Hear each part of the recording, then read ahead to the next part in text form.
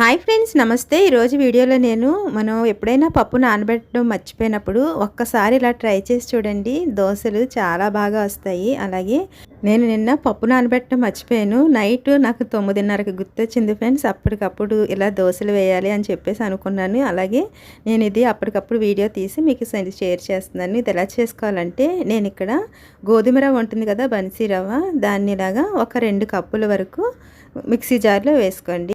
ఈ రవ్వతో దోసలు వేసుకుంటే చాలా రుచికరంగా ఉంటాయి, బాగుంటాయి కూడా. ఇప్పుడు నేను దీంట్లో 2 కప్పుల వరకు బన్సీ రవ్వ వేసుకున్నాను. అలాగే 1 కప్పు వరకు నేను ఇక్కడ మినప్పప్పుని కచ్చిఫ్లో అయినా ఏదైనా క్లాత్లో వేసి తుడిచి అప్పుడు వేసుకోండి.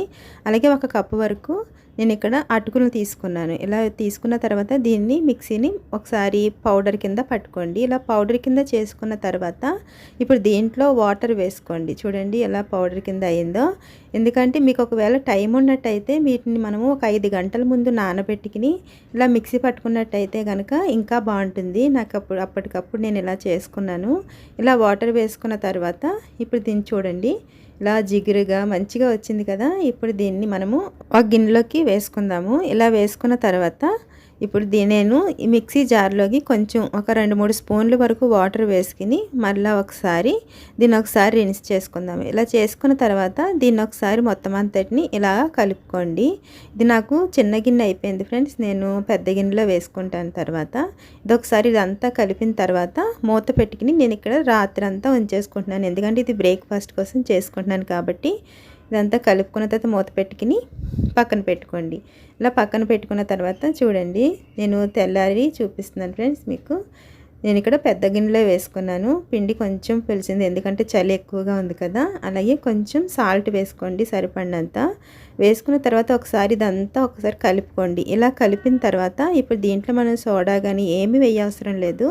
దోశలు చాలా పలచగా వస్తాయి. ఇలా ప్యాన్ పెట్టుకుని దీన్ని కొంచెం హీట్ అయిన తర్వాత ఇలాగా దోశలు వేసుకోండి, సరిపోతుంది. అది ఇక్కడ నాన్ స్టిక్ ప్యానే, మీకు కావాలనుకుంటే నేను డిస్క్రిప్షన్లో లింక్ ఇస్తాను ఫ్రెండ్స్. ఇలాగ పలచగా వేసుకుంటే చాలా బాగుంటుంది. మన ఛానల్లో చాలా ఇన్స్టెంట్గా చేసుకునే బ్రేక్ఫాస్ట్లు అయినా చాలా రకాల బ్రేక్ఫాస్ట్ చేసి పెట్టాను ఫ్రెండ్స్. ఒకసారి మీరు చూడండి, మీకు నచ్చినట్లయితే కనుక లైక్ చేయండి. మనకి దోశ ఎప్పుడైనా సరే ఇలా ఎర్రగా కాలాలి, అప్పుడే మనకి దోశ క్రిస్పీగా వస్తుంది. చూడండి, ఇప్పుడు ఇలాగా ఫోల్డ్ చేసుకోవడమే. చూసారు కదా ఫ్రెండ్స్, చాలా క్రిస్పీగా చాలా బాగుంటుంది. మనం బయటికి వెళ్ళవసరం లేకుండానే హోటల్స్కి మన ఇంట్లోనే మనం ఇలా ప్రిపేర్ చేసుకోవచ్చు. చూసారు కదా, మీకు నచ్చినట్లయితే ప్లీజ్ లైక్ చేయండి, షేర్ చేయండి. ఫస్ట్ టైం చూస్తే సబ్స్క్రైబ్ చేసుకోండి. Thanks for watching.